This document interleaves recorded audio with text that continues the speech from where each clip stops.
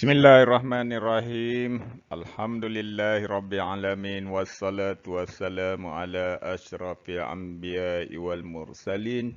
Wa ala alihi wa sahbihi ajma'in.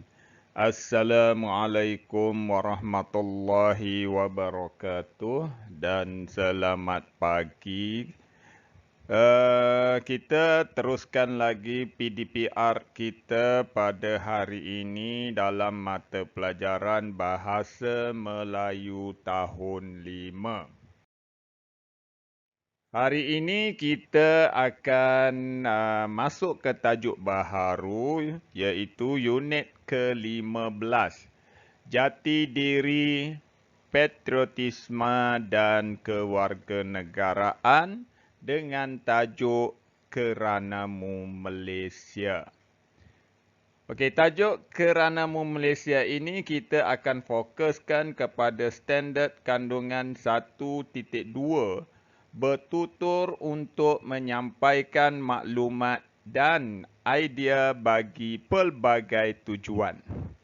Manakala standard pembelajaran kita pada hari ini iaitu 1.2.2 bertutur dan menghuraikan maklumat tersurat dan tersirat yang dikenal pasti dengan menggunakan idea yang kritis dan kreatif.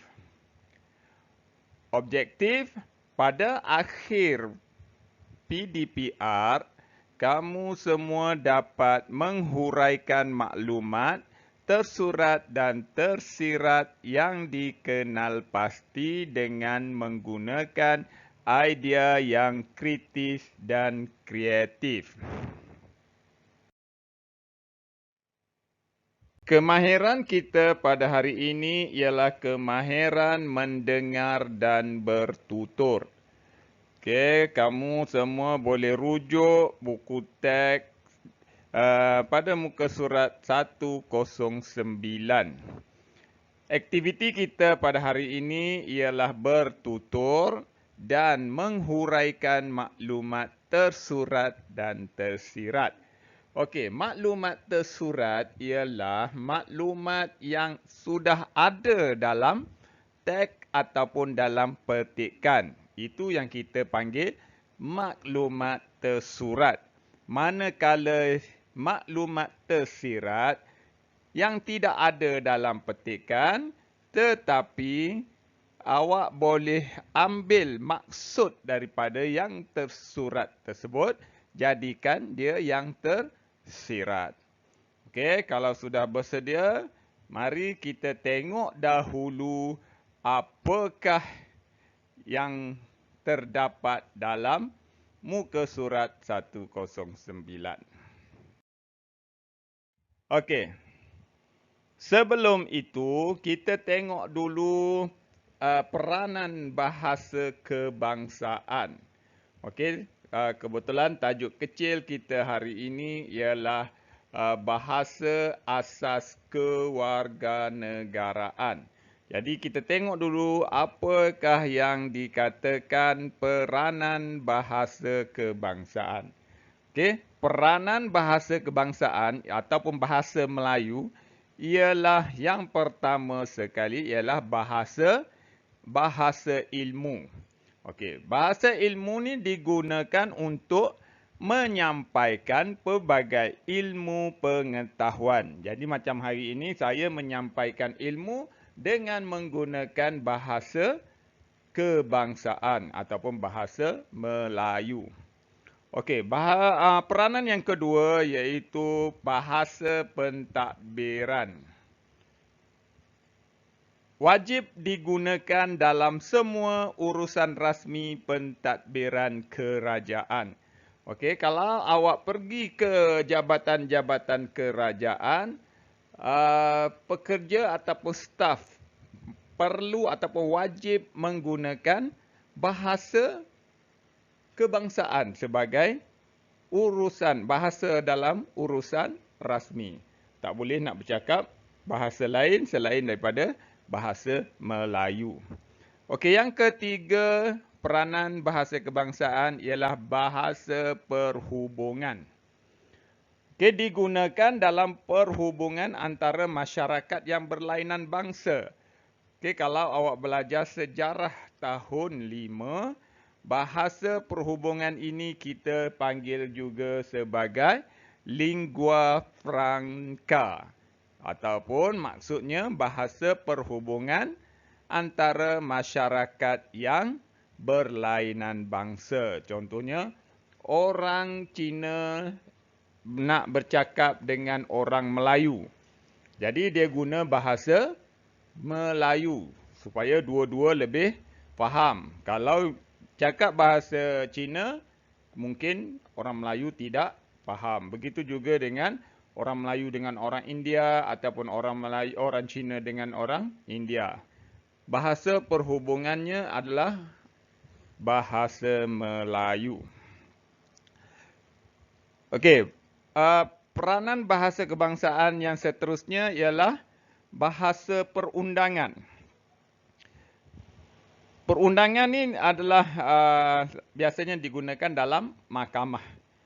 Digunakan dalam semua urusan perundangan.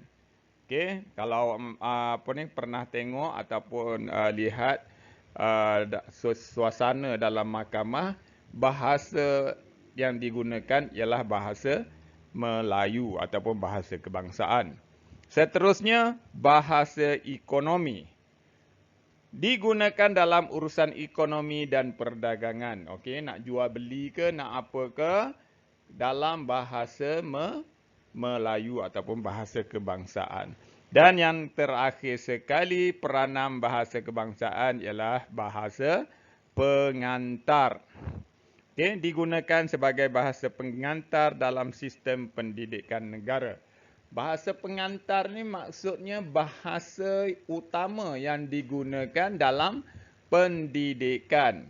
Okey, terutamanya di sekolah-sekolah kebangsaan. Kalau sekolah jenis kebangsaan ataupun sekolah vernakular menggunakan bahasa ibunda masing-masing. Contohnya, sekolah Tamil menggunakan bahasa Tamil lah. Sekolah Cina menggunakan bahasa Cina. Okay, sekarang kita tengok dialog. Bahasa asas kewarganegaraan.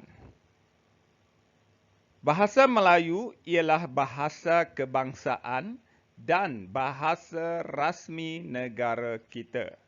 Okey, bahasa Melayu, bahasa kebangsaan dan bahasa rasmi negara kita.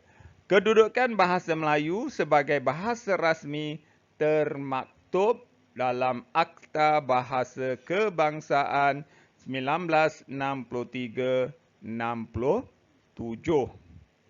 Okey, kita tengok dialog. Afifi, bagaimanakah kedudukan dan peranan bahasa Melayu di negara kita? Okey, cikgu bertanya kepada Afifi apakah kedudukan dan peranan. Jadi jawapannya ada dalam petikan di atas. Kalau jawapan ada dalam petikan di atas, maka ini kita panggil maklumat tersurat. Sebabnya dia sudah ada dalam petikan. Jadi bagaimanakah kedudukan dan peranan bahasa Melayu di negara kita? Jadi Afifi jawab, kedudukan dan peranan bahasa Melayu di negara kita sebagai bahasa rasmi yang termaktub dalam Akta Bahasa Kebangsaan 1963-67. Itu adalah jawapan ataupun maklumat tersurat. Okey, cikgu bertanya lagi, mengapakah bahasa kebangsaan digunakan dalam sistem pendidikan kita? Kaijun. Ditanya Kaijun. Kaijun jawab, bahasa kebangsaan, ulang balik, jangan terus jawab jawapan, ulang balik soalan. Bahasa kebangsaan digunakan dalam sistem pendidikan negara. Dia ada bagi jawapan berpandu, perpaduan, dia bagi komunikasi, dia bagi berkesan.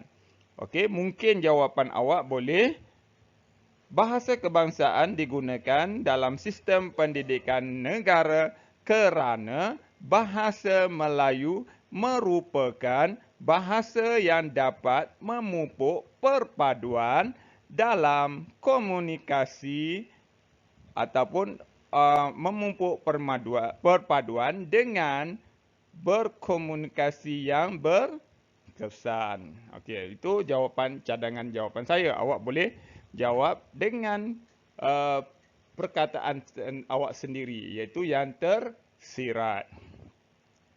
Soalan terakhir, Tinesh, pada pendapat kamu, mengapakah penguasaan bahasa Melayu penting bagi semua warga negara Malaysia? Atau ada gambar otak, dia suruh awak fikir.